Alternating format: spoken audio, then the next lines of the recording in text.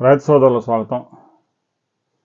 మిర్చి పంటలో నష్టపోయిన ఓ రైతు చాలా అప్పులు పాలై ఇక మిర్చి సాగు చేసినా కూడా అప్పులు తీర్చే పరిస్థితులు కనిపించకపోవడంతో మిర్చిలో గంజాయి సాగు చేపట్టాడు. గంజా సాగు చేయడం చాలా నేరం. మాదక ద్రవ్యాల నియంత్రణ చట్టం కింద కేసులు నమోదవుతాయి. రైతు సోదరులు జాగ్రత్తగా ఉండాలి. ఈ కేసుకు సంబంధించి సెక్షన్లు చాలా దారుణంగా ఉంటాయి. ఇక ఈ ఇష్యూ ఎన్టీఆర్ జిల్లాలోని చంద్రలపాడు మండలంలోని గుడిమెట్ల లక్ష్మీపురం గ్రామాల మధ్యలో, ఆ రెండు గ్రామ సరిహద్దుల మధ్యలో ఓ రైతు మిర్చి సాగు చేస్తూ మధ్యలో గంజాయి కూడా సాగు చేశాడు. గంజాయి సాగు చేసిన ఆ రైతు మరలా ఏ పార్టీకి చెందినవాడు ఏంటి అనేది కూడా కాసేపట్లో క్లారిటీ వచ్చింది. ఎందుకంటే సహజంగా గంజాయి సాగు అరకు, చింతపల్లి, పాడేరు, ఏజెన్సీ ఏరియాల్లో, అటవీ ప్రాంతాల్లో, పట్టా భూములు కాని అటవీ ప్రాంతాల్లో కొందరు అక్రమార్కులు సాగు చేస్తూ ఉంటారు. పోలీసులు వెళ్ళి ధ్వంసం చేసినా కూడా ఇది మాది కాదు అంటారు. కానీ పట్టా భూమిలో నేరుగా మిర్చిలో ఆ రైతు నేరుగా గంజాయి సాగు చేస్తూ దొరికిపోయాడు. తప్పించుకోవడానికి కూడా అవకాశాలు ఎట్టి పరిస్థితులు లేవు. రైతు సోదరులకు విజ్ఞప్తి, ఎట్టి పరిస్థితుల్లో గంజాయి జోలికి వెళ్ళవద్దు, గంజాయి సాగు జోలికి వెళ్ళవద్దు. గత ప్రభుత్వంలో గంజాయి సాగును, ఎక్స్పోర్ట్స్ను బాగా ప్రోత్సహించడం వల్ల దానికి అలవాటు పడి ఉన్నారు కొంతమంది.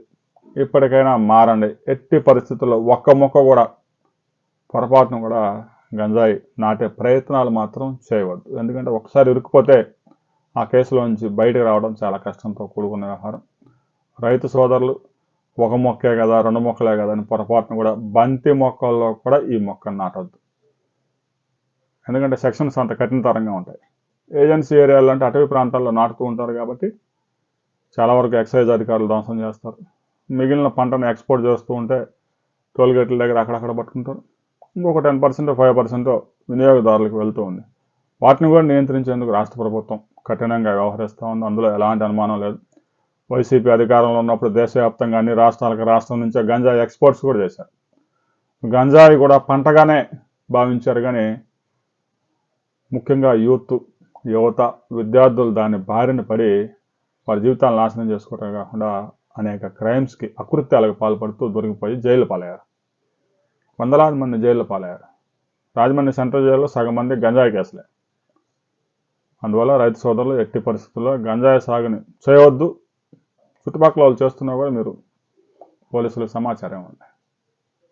మిర్చి సాగులోనో, ఆముదం సాగులోనో, కంది సాగులోనో గంజాయి పెడితే అది ఎవరికి తెలియదు అనుకోవద్దు. బంతి మొక్కల్లో గంజాయి నాటితే అంత బంతి మొక్కలు అనుకుంటారన్న ఫీల్ అవ్వద్దు.